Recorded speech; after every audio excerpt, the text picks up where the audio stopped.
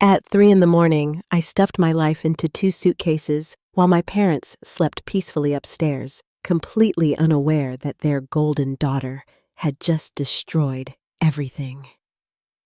The $45,000 check they handed Sophia yesterday still sat on the kitchen counter, a celebration of her achievements. My $4,000 felt like pocket change in comparison. But what they did not know was that I had discovered something that would shatter their perfect family illusion forever. Some betrayals cut so deep, they change everything. Hey, beautiful souls! Before we dive into this family drama that will absolutely shock you, drop a comment telling me where you are watching from. Hit that like button if you have ever felt like the forgotten child, and do not forget to subscribe because this story has more twists than a soap opera. Trust me, you will want to see how this unfolds. My name is Seraphina, and I thought I knew my family until last Tuesday changed everything. Growing up in our suburban Connecticut home, I had accepted my role as the overlooked daughter. Sophia, 2 years younger, had always been the star valedictorian scholarship recipient, the daughter who could do no wrong. Meanwhile, I worked double shifts at a local diner while attending community college, scraping together every penny for my education. The celebration dinner last Tuesday should have been a happy occasion. Mom and Dad announced they were giving Sophia $45,000 to help with her graduate school expenses at Yale. They presented it like some grand gesture of love and support, complete with a fancy dinner and champagne. When I asked about financial help for my nursing program, Dad awkwardly handed me an envelope containing $4,000 less than 1/10 of what Sophia received. "This should help with your expenses," Dad mumbled, avoiding eye contact. Mom smiled, that practiced smile she had perfected over the years. "Seraphina, you understand that Sophia's education is more intensive. She has such potential." The words stung, but I had heard variations of this my entire life. Sophia was special. Sophia was gifted. Sophia deserved more because she achieved more. I swallowed my disappointment and thanked them graciously, as I always did. But something felt wrong about the whole situation. Our family had never been wealthy. Dad worked as a mid-level accountant, and Mom taught elementary school. Where had $45,000 suddenly come from? The questions nagged at me as I lay in bed that night, staring at the ceiling. Unable to sleep, I decided to get some water from the kitchen around midnight. As I passed Dad's home office, I noticed the door was slightly open and the computer screen was still glowing. This was unusual. Dad was meticulous about shutting everything down before bed. Curiosity got the better of me and I peeked inside. What I saw on the computer screen made my blood run cold. Bank statements, transfer records, and correspondence with financial institutions filled multiple browser tabs. But these were not our family accounts. The names on the documents belonged to elderly clients from Dad's accounting firm, people who trusted him with their retirement savings and estate planning. My hands trembled as I scrolled through the evidence. Dad had been systematically embezzling money from his most vulnerable clients for over 2 years. Small amounts at first, but the theft had escalated dramatically. The $45,000 for Sophia had come directly from an 80-year-old widow named Eleanor Martinez, whose late husband had saved for decades to ensure her comfortable retirement. The scope of the theft was staggering. Dad had stolen nearly $200,000 from various clients, using sophisticated methods to hide the missing funds. He had created false investment accounts, forged documents, and manipulated financial statements to cover his tracks. The money had funded our family's lifestyle improvements over the past 2 years. The kitchen renovations, Sophia's private tutoring, the family vacation to Europe last summer. But the most devastating discovery was in Dad's email correspondence. Messages between him and Mom revealed that she knew everything. Not only did she know about the embezzlement, but she had actively helped him identify which clients would be the easiest targets. They had specifically chosen elderly clients with limited family oversight and those who rarely questioned their statements. One email from Mom made me physically sick. Eleanor Martinez rarely checks her statements and her daughter lives across the country. She would be perfect for the next withdrawal. Sophia needs the money for her Yale application expenses. They had turned stealing from vulnerable seniors into a family business, all while treating me like an afterthought who should be grateful for whatever scraps they threw my way. The hypocrisy was overwhelming. They preached about honesty and hard work while building their lives on the suffering of others. As I read deeper into the correspondence, I discovered that they had plans to continue the theft throughout Sophia's graduate school years. They had already identified their next targets and calculated exactly how much they could steal without triggering suspicious activity reports. This was not a moment of desperation. It was a calculated, ongoing criminal enterprise. The worst part was realizing that Sophia probably had no idea where her funding actually came from. She genuinely believed our parents were making sacrifices to support her dreams, when in reality, they were destroying other families' financial security to pay for her education. She was an unknowing beneficiary of their crimes, but the money was still tainted by theft. I sat in that office chair for over an hour, processing the magnitude of what I had discovered. My parents were not just thieves, they were predators who targeted the most vulnerable members of our community. Eleanor Martinez probably struggled to understand why her retirement account was shrinking, maybe blaming herself for poor financial planning, or wondering if she would have enough money to live comfortably in her final years. The $4,000 they had given me suddenly felt like blood money. Had it come from another victim? Another elderly person who trusted my father to protect their financial future? The thought made me nauseous, and I knew I could never touch that money. As I finally crept back to my room, my mind raced with the implications of what I had learned. I could not continue living in this house, accepting their support, or pretending to be part of this family. But I also could not let them continue destroying innocent lives. Eleanor Martinez and the other victims deserved to know the truth. They deserved justice. The clock on my nightstand read 2:30 in the morning when I made my decision. I could not wait until morning to act.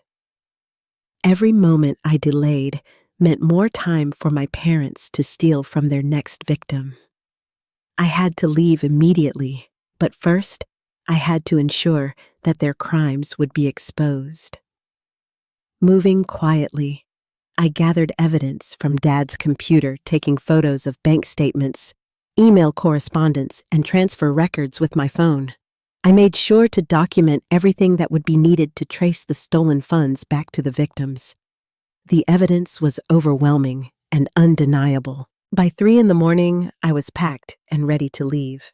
But this was not just about escaping my toxic family situation. It was about taking action to protect the vulnerable people my parents had victimized. As I walked toward the door with my suitcases, I knew there was no going back. This decision would change everything, but it was the right thing to do. Driving through empty streets at 3:30 in the morning gave me time to process the magnitude of what I had discovered. I checked into a cheap motel on the outskirts of town, my hands still shaking as I reviewed the evidence on my phone.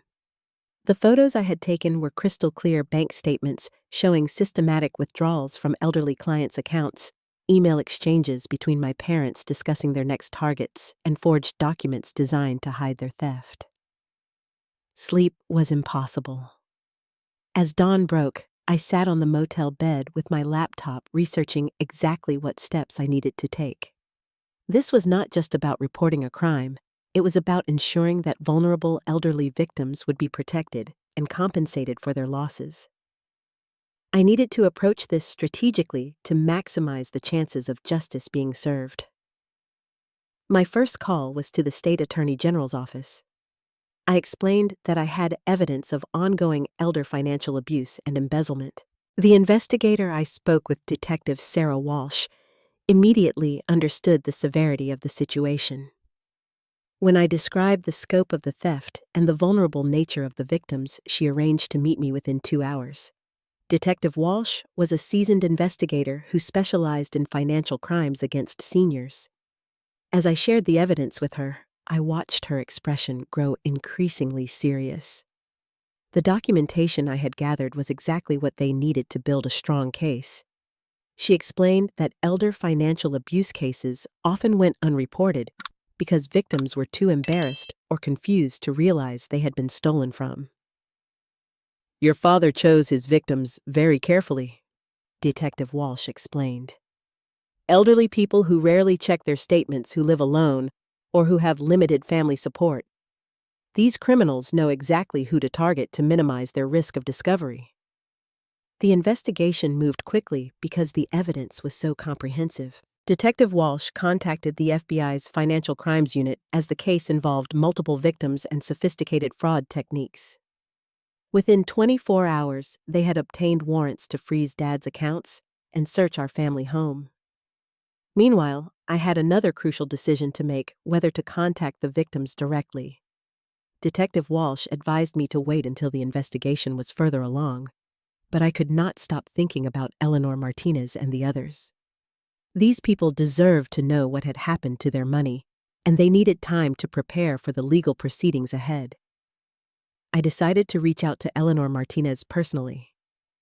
Finding her contact information was surprisingly easy, as Dad had kept detailed files on all his clients. When I called her that afternoon, her response broke my heart. "I have been so worried about my finances," Eleanor admitted. "I keep checking my statements and the numbers never seem right. I thought maybe I was developing dementia and forgetting about withdrawals I had made. My daughter suggested I might need to consider moving into assisted living because I could not manage my money properly anymore." Hearing the self-doubt and confusion in her voice made me realize how deeply financial abuse affects its victims. Eleanor had begun questioning her own mental capacity because she could not understand why her carefully managed retirement funds were disappearing. The psychological damage was almost as devastating as the financial theft. "Mrs. Martinez, I need you to know that none of this is your fault," I told her. "You are not losing your memory or making mistakes. Someone stole from you, and we have proof. You did nothing wrong." The relief in her voice was palpable. She had been carrying the burden of self-doubt for months, worried that her mind was failing. Learning that she was the victim of a crime, while devastating, was actually better than believing she was losing her cognitive abilities. Over the next few days, I contacted 3 more victims. Each conversation followed a similar pattern. These elderly individuals had noticed discrepancies in their accounts, but had blamed themselves rather than suspecting theft. They were grateful to learn the truth, even though it meant accepting that someone they trusted had betrayed them. The investigation progressed rapidly. FBI forensic accountants traced every stolen dollar, documenting a pattern of systematic theft that spanned multiple years. They discovered that Dad had stolen from 12 different clients, with total losses exceeding $250,000. The scheme was sophisticated, involving forged investment statements, fake account transfers, and manipulated financial reports. But the most shocking discovery came when investigators dug deeper into Mom's involvement. Not only had she helped identify vulnerable targets, but she had also used her position as an elementary school teacher to gather information about elderly grandparents and community members who might be good marks for their scheme. She had betrayed the trust of families in our community, using personal information shared innocently by children to target their grandparents for theft. The FBI also uncovered evidence that my parents had been planning to expand their operation. They had researched other elderly clients and were considering branching out to target seniors in neighboring communities. This was not a crime of desperation. It was a calculated business plan built on exploiting vulnerable people. As news of the investigation leaked, I faced the difficult task of deciding whether to contact Sophia. She was still at Yale, presumably unaware that her education was being funded by stolen money. Part of me wanted to protect her from the truth, but I knew she deserved to know where her money had really come from.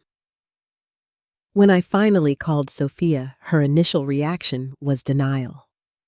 She could not believe that our parents were capable of such crimes. But as I explained the evidence and the scope of the investigation, reality began to sink in. The life she had built was founded on stolen money from vulnerable elderly victims. "I have to drop out of school," Sophia said, her voice barely above a whisper. "I cannot continue my education knowing it was paid for by stealing from people like Grandma Eleanor." This was the first time I had seen Sophia take genuine responsibility for something related to our family dynamics. She was horrified to learn that her success had come at the expense of elderly victims, and she immediately began making plans to leave Yale and find a way to pay back every penny she had unknowingly received. The investigation also revealed something that made me sick to my stomach. The $4,000 my parents had given me had come directly from the account of 92-year-old Frank Peterson, a widower who was struggling to pay for his medications. The money I had been too disgusted to touch was literally taken from a man who needed it to survive. As the evidence mounted, I realized that my decision to leave that night had been about more than escaping a toxic family situation. I had stumbled upon a crime that was destroying the lives of vulnerable people in our community. By taking action, I had the power to stop ongoing victimization and potentially recover stolen funds for the people who desperately needed them. The morning my parents were arrested was surreal. I watched the news coverage from my motel room as FBI agents led Dad away in handcuffs, his head hanging in shame as neighbors gathered to witness his downfall. Mom followed shortly after, maintaining her composed facade, even as her world crumbled around her.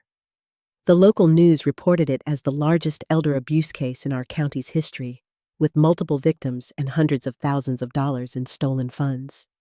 Within hours of the arrest, my phone started ringing. Family, friends, former teachers, and acquaintances who had seen the news all wanted to know if I was okay and whether I had known about my parents' crimes. The questions were exhausting, but I answered honestly. I had discovered the theft and reported it to authorities. Some people praised my courage, while others seemed to think I had betrayed my own family. The most difficult conversation came from Sophia's best friend Madison, who had always been like a sister to our family. She called me sobbing, explaining that her grandmother had also been one of Dad's clients and had recently mentioned concerns about missing money from her accounts. Madison begged me to help her understand what had happened and whether her grandmother had been victimized. "My Nana has been so stressed about money lately," Madison explained through tears.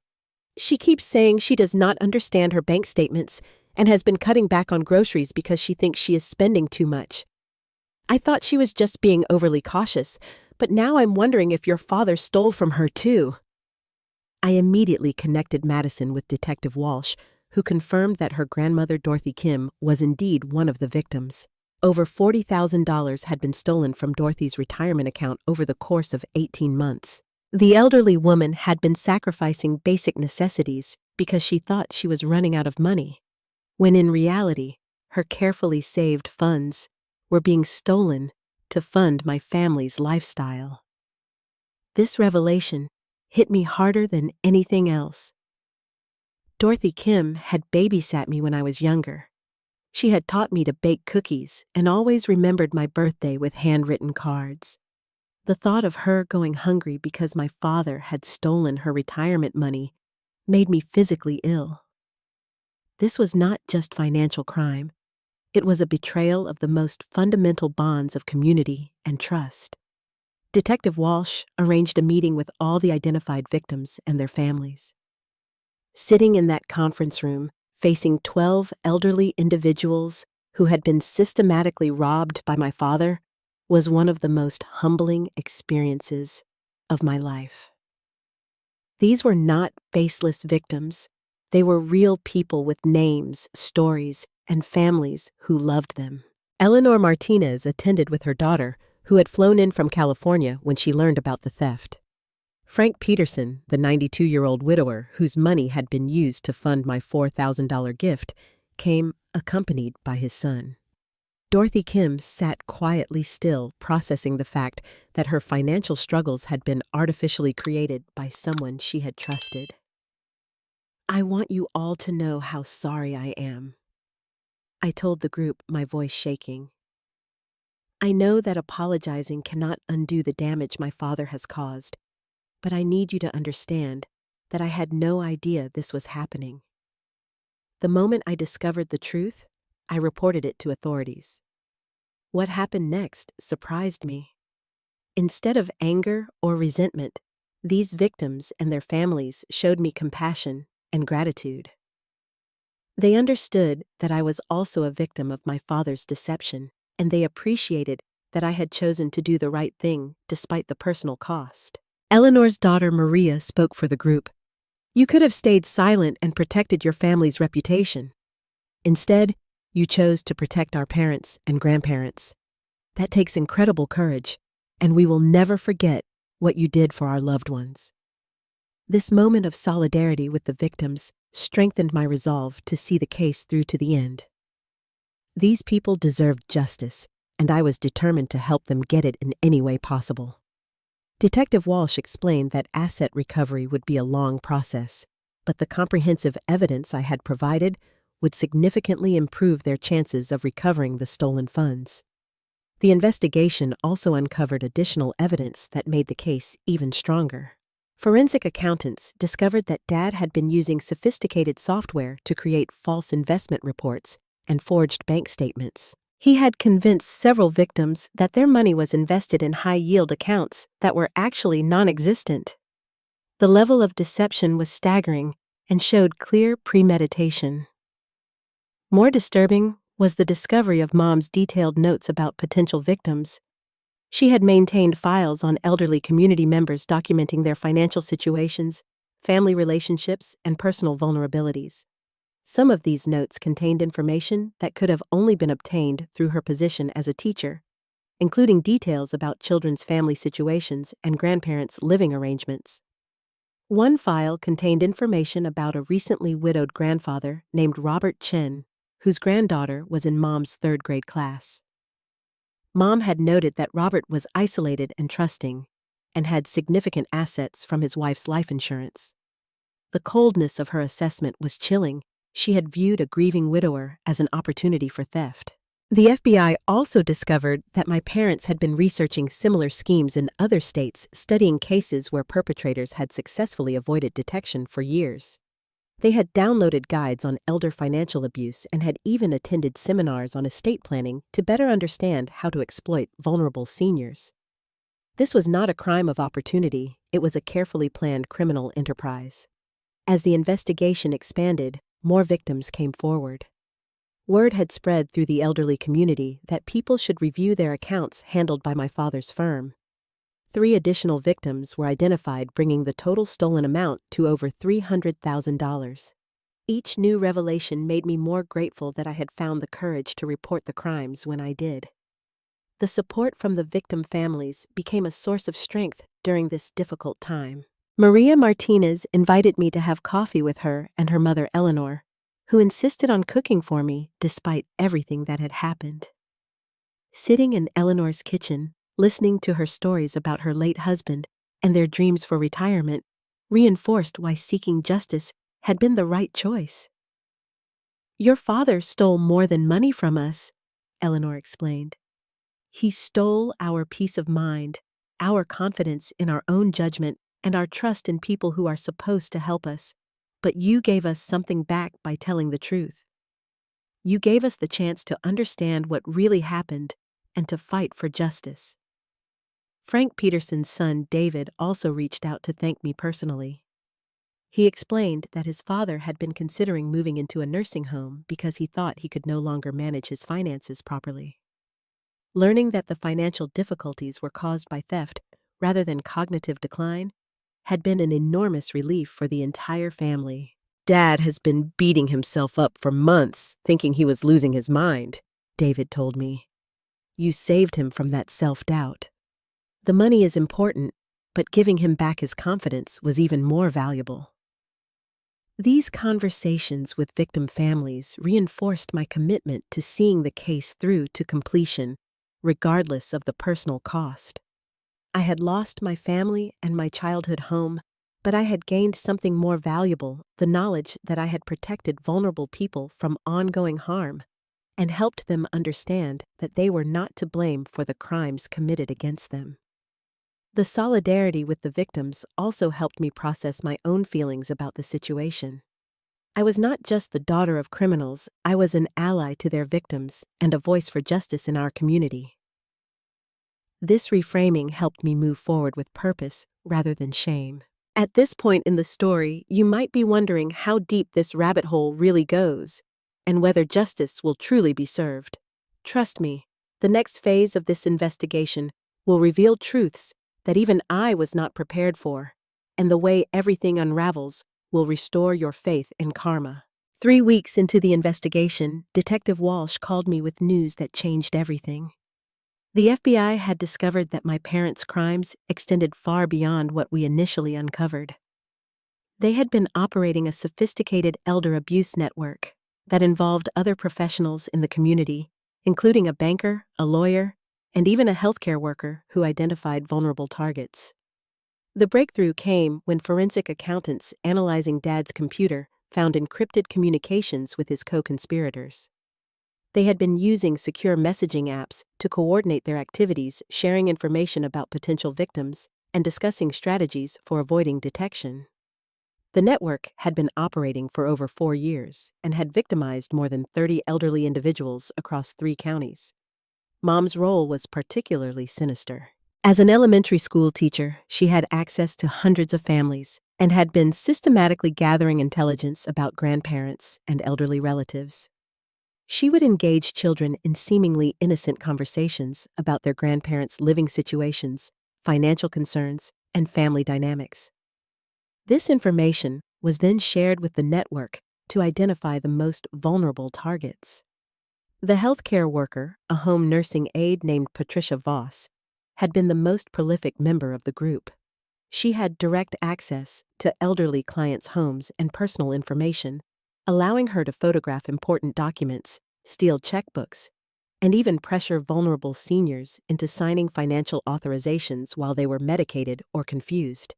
The banker, Thomas Rodriguez, had helped facilitate the thefts by creating fraudulent accounts and processing unauthorized transfers. He had also provided inside information about elderly customers with significant assets and limited family oversight. His position at the bank had allowed him to suppress fraud alerts and delay investigations when victims noticed discrepancies in their accounts. The lawyer Jennifer Hayes had been perhaps the most calculating member of the network. She specialized in estate planning for elderly clients and had been manipulating vulnerable seniors into changing their wills and financial arrangements. In several cases, she had convinced isolated elderly individuals to name her as their financial power of attorney, giving her complete control over their assets. When the FBI raided the homes and offices of all network members simultaneously, they discovered evidence of systematic elder abuse on a massive scale. The total amount stolen exceeded $1.2 million, making it one of the largest elder abuse cases in state history. The victims ranged in age from 72 to 96, and many had been completely unaware that they were being systematically robbed. The most heartbreaking discovery was a list maintained by Patricia Voss of elderly clients who were approaching end of life and therefore represented time-sensitive opportunities. These criminals had been prioritizing victims who might die before discovering the theft, essentially betting on their deaths to avoid prosecution. The callousness was beyond comprehension. Among the newly identified victims was my own grandmother on Dad's side. Grandma Rose had been living in assisted living for 2 years, and Dad had been managing her finances as her power of attorney. The investigation revealed that he had stolen over $60,000 from her account money she had saved to pay for her long-term care needs. Learning that Dad had stolen from his own mother was devastating. Grandma Rose had always been proud of her son's success as an accountant and had trusted him completely with her financial affairs. She had been wondering why her savings were depleting so quickly and had been worried about affording her care costs. The betrayal was unthinkable. I immediately drove to visit Grandma Rose at her assisted living facility. At 87 years old, she was still sharp and independent, but the news about Dad's crimes hit her hard. She sat in her small apartment, surrounded by family photos that now seemed like monuments to lies and deception. "I trusted him with everything," she whispered, tears streaming down her face. "I worked my whole life to save that money so I would not be a burden on anyone. How could my own son steal from me?"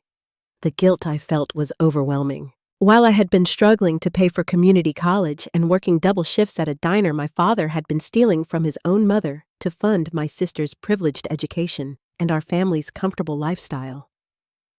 Every family vacation, every home improvement, every advantage Sophia had received was built on the suffering of vulnerable elderly people, including our own grandmother. But Grandma Rose's response surprised me. Despite her heartbreak over Dad's betrayal, she was proud that I had reported the crimes. "You did the right thing, sweetheart," she told me, holding my hand with her frail fingers. "Those other families needed someone to speak up for them, and you found the courage to do it. That takes strength I am not sure I would have had." The arrests of the network members made national news. The scope and sophistication of the elder abuse scheme shocked law enforcement officials and advocacy groups across the country. The case became a textbook example of how predators target vulnerable elderly individuals and the devastating impact of financial abuse on seniors and their families. District Attorney Michael Thompson held a press conference to announce the charges against all 5 network members. Dad and Mom faced multiple felony counts of elder abuse, embezzlement, wire fraud, and conspiracy. The potential prison sentences ranged from 15 to 25 years for each defendant. The other network members faced similar charges based on their roles in the scheme. "This case represents one of the most callous and systematic forms of elder abuse we have ever prosecuted," District Attorney Thompson announced. "These defendants preyed upon the most vulnerable members of our community, stealing not just money, but dignity, security, and peace of mind from elderly victims who trusted them." The media attention was intense, but ultimately helpful in identifying additional victims. The news coverage prompted several more elderly individuals to come forward with concerns about their accounts. The final victim count reached 38 individuals across 4 counties, with total losses exceeding $1.4 million. As the full scope of the crimes became clear, I realized that my decision to leave that night had prevented potentially years of additional victimization. The network had been planning to expand into neighboring states and had already begun researching elderly communities in Florida and Arizona where they could establish similar operations. The evidence against all 5 defendants was overwhelming. The FBI had recovered detailed records of their communications, financial transactions, and victim targeting strategies. There was no possibility of claiming innocence or accidental wrongdoing. This was clearly a deliberate criminal enterprise designed to exploit vulnerable seniors. But the most satisfying moment came when I learned that Patricia Voss had tried to blame everything on my parents, claiming she was just following orders. Her attempt to avoid responsibility backfired when investigators discovered her detailed victim files and her handwritten notes about harvesting opportunities from the dying. Her own words condemned her and demonstrated the calculating nature of her crimes. The preliminary hearings were scheduled for the following month, and all 5 defendants were denied bail due to flight risk and the ongoing nature of their crimes. Sitting in that courtroom watching my parents in orange jumpsuits, I felt a mixture of sadness and relief. Justice was finally being served for all the victims who had suffered in silence. The preliminary hearings began on a cold Monday morning in November. The courthouse was packed with victims, family members, media representatives, and community members who had been shocked by the scope of the elder abuse network. I sat in the front row with Eleanor Martinez, Dorothy Kim, and several other victims who had become my unlikely allies in this fight for justice. Watching my parents enter the courtroom in shackles was surreal. Mom maintained her composed facade, but Dad looked broken and defeated. The weight of his crimes and their consequences had clearly taken a toll on him. Sophia sat on the opposite side of the courtroom, having driven down from Yale to witness the proceedings. She had withdrawn from school and was working multiple jobs to begin paying restitution to the victims, even though she had been an unknowing beneficiary of the crimes.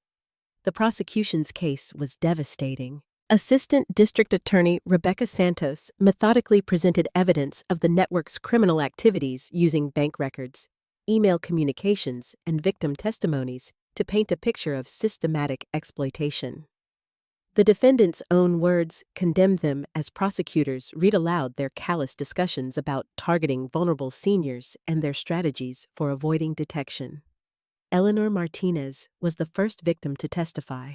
Her voice shook as she described the confusion and self-doubt she had experienced when her retirement funds began disappearing. She talked about cutting back on medications and groceries because she thought she was running out of money, and the relief she felt when she learned that her financial difficulties were caused by theft rather than her own mismanagement. "I started questioning my own mind," Eleanor testified.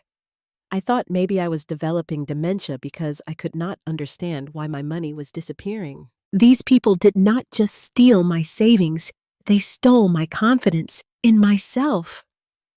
Frank Peterson's testimony was equally powerful. The 92-year-old widower spoke about the shame he felt when he thought he could no longer manage his own finances. He had been considering giving up his independence and moving into a nursing home because he believed he was becoming incompetent with money. "I worked for 60 years to save for my retirement," Frank said, his voice steady despite his age.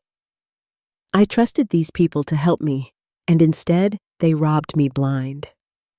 But the worst part was thinking that I had somehow failed myself and my late wife by losing our life savings." The most emotional testimony came from my grandmother, Rose. Despite her advanced age and the personal betrayal she had suffered, she insisted on facing her son in court. Her words were measured and clear as she described her shock at learning that her own child had stolen from her. "I raised him to be honest and compassionate," Grandma Rose testified, looking directly at my father. "I trusted him with my life savings because he was my son. I never imagined that he would steal from his own mother to fund a lifestyle built on other people's suffering."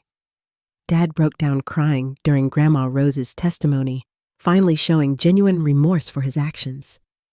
But his tears came too late to undo the damage he had caused to his victims and his family.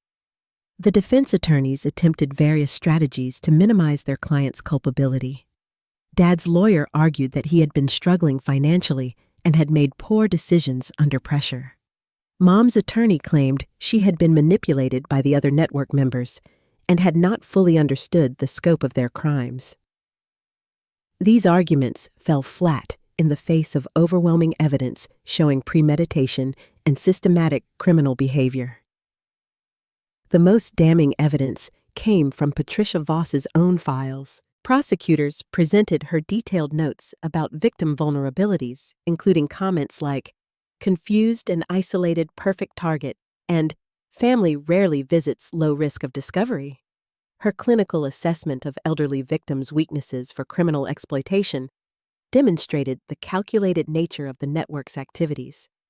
The judge, Honorable Margaret Foster, expressed disgust at the evidence presented during the hearings. She noted that elder abuse cases were particularly heinous because they targeted society's most vulnerable members and destroyed the trust that elderly individuals placed in professionals who were supposed to help them. All 5 defendants ultimately accepted plea agreements rather than face trial. The evidence against them was so overwhelming that their attorneys advised them that conviction at trial would result in maximum sentences. Dad received 18 years in federal prison for his role as the network's financial coordinator. Mom received 15 years for her role in victim identification and recruitment.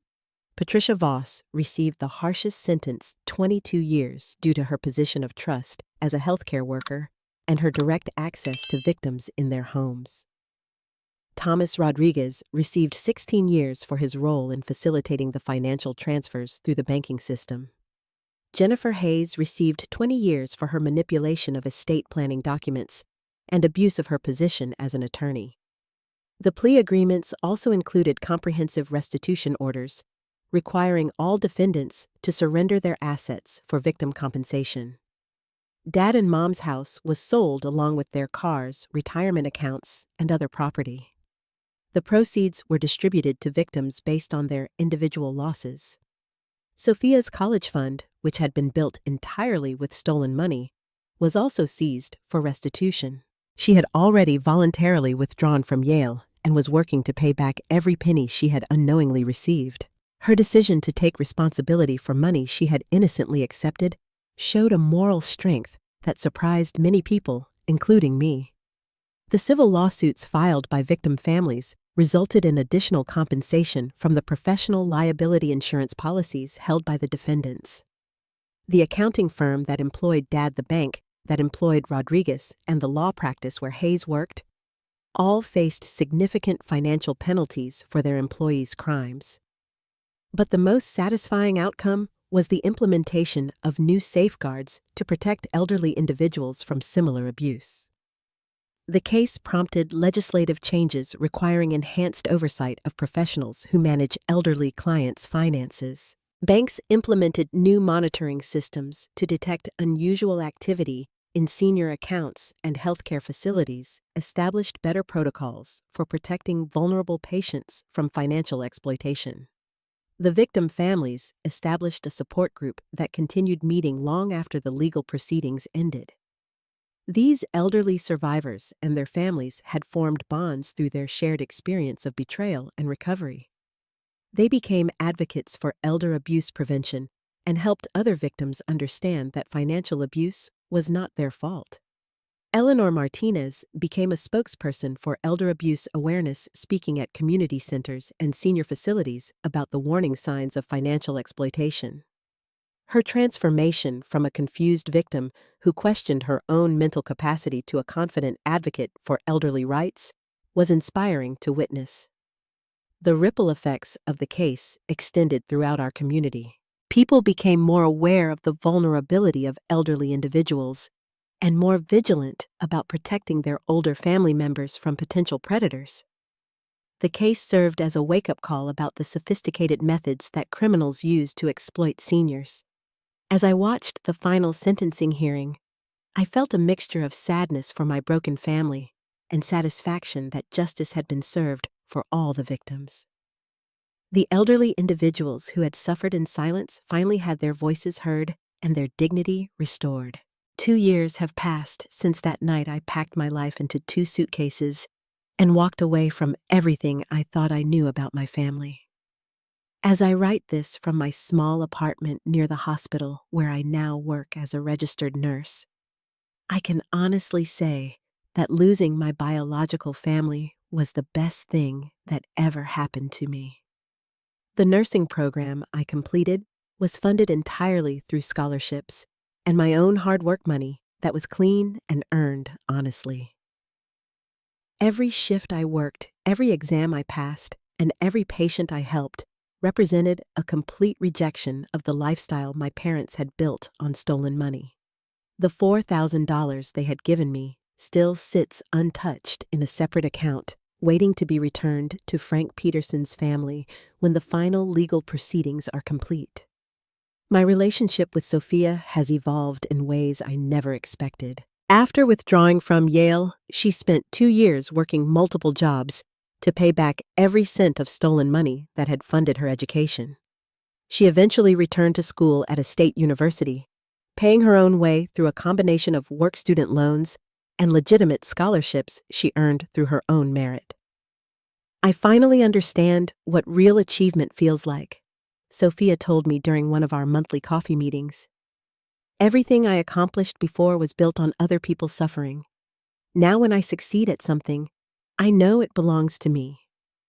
Sophia and I have built a relationship based on honesty and mutual respect, rather than the toxic family dynamics that had defined our childhood. She has become one of my closest friends, and we support each other through the ongoing process of rebuilding our lives without the foundation of lies and stolen money. The victim families became my chosen family in many ways. Eleanor Martinez insisted on cooking Sunday dinners for me throughout nursing school, claiming that feeding me was the least she could do for someone who had protected her life savings. Dorothy Kim taught me advanced knitting techniques and shared stories about her late husband that helped me understand the true impact of my parents' crimes on her daily life. Frank Peterson passed away peacefully last spring, but not before seeing full restitution for his stolen funds and knowing that the criminals who had targeted him were serving long prison sentences. His son David spoke at the funeral about how much it meant to Frank that someone had stood up for him when he was vulnerable. David has stayed in touch with me and considers me an honorary member of his family. My grandmother Rose moved into a nicer assisted living facility once her stolen funds were recovered. At 89, she has become one of my strongest supporters and proudest advocates. She often tells other residents about her granddaughter who chose justice over family loyalty, and her pride in my decision has helped heal some of the wounds left by my parents' betrayal.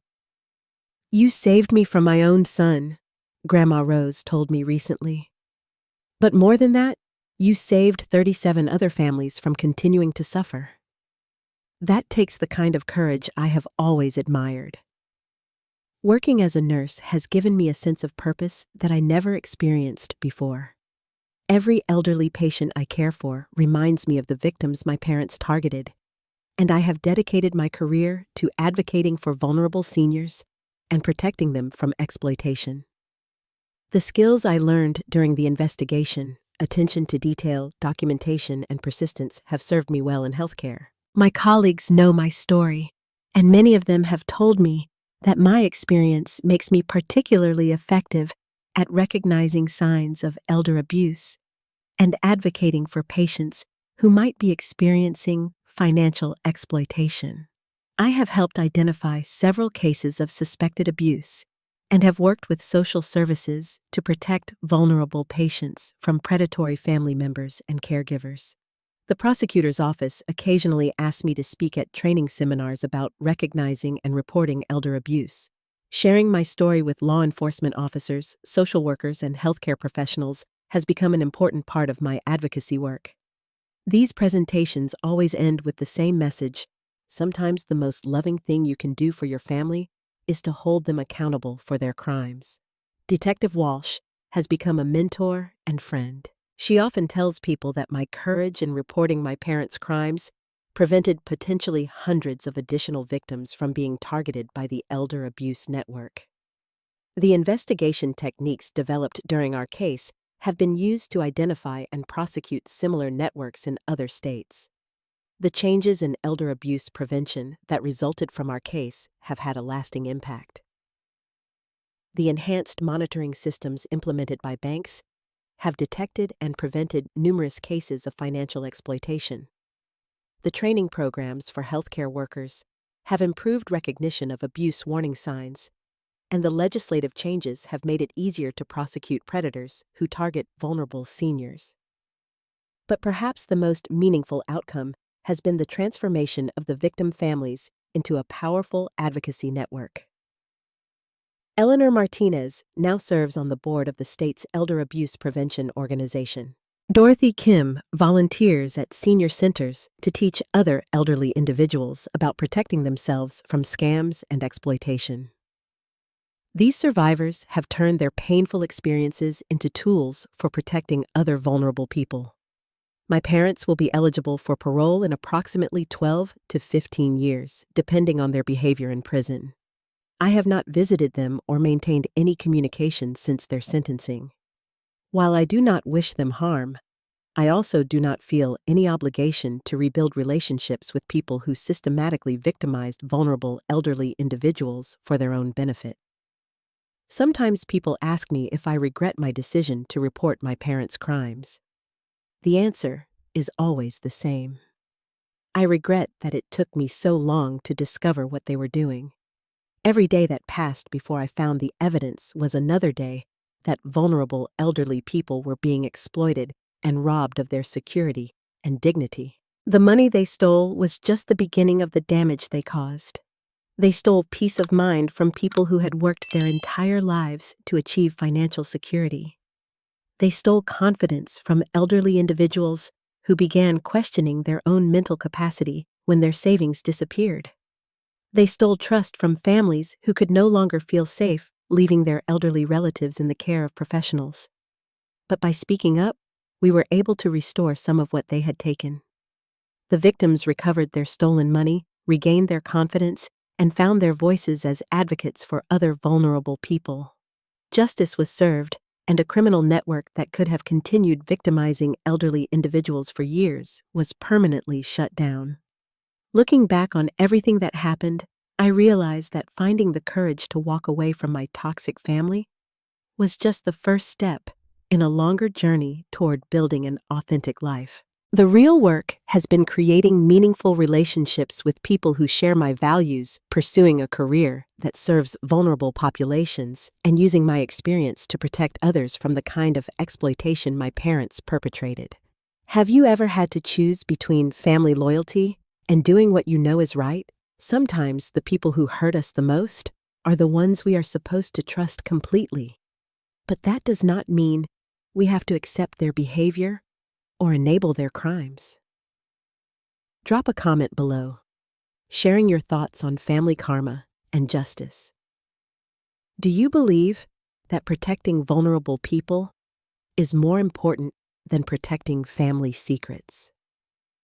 Hit that like button if this story resonated with your own experiences with difficult family situations, and make sure to subscribe for more real-life stories about choosing courage over comfort. Share this video with anyone who might need to hear that sometimes walking away from toxic family members is the most loving thing you can do, both for yourself and for the innocent people they might be hurting. Thank you for listening to my story and for supporting the idea that justice and protection of vulnerable people should always come before blood loyalty. I hope my experience shows that even when choosing the right path costs you everything you thought you wanted, it can lead you to everything you actually needed. May you all find the courage to stand up for what is right, even when it is the hardest thing you have ever had to do.